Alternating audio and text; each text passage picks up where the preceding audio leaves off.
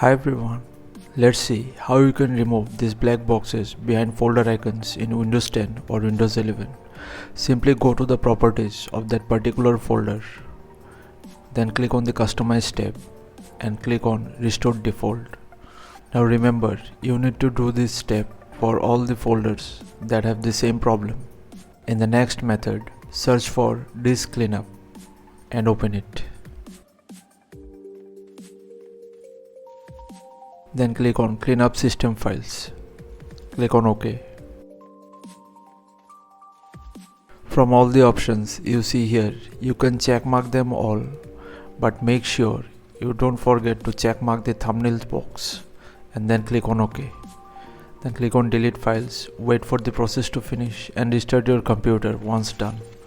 So thanks for watching. Please feel free to subscribe if this helped and stay tuned for more Windows tips, tricks and tutorials. Thank you.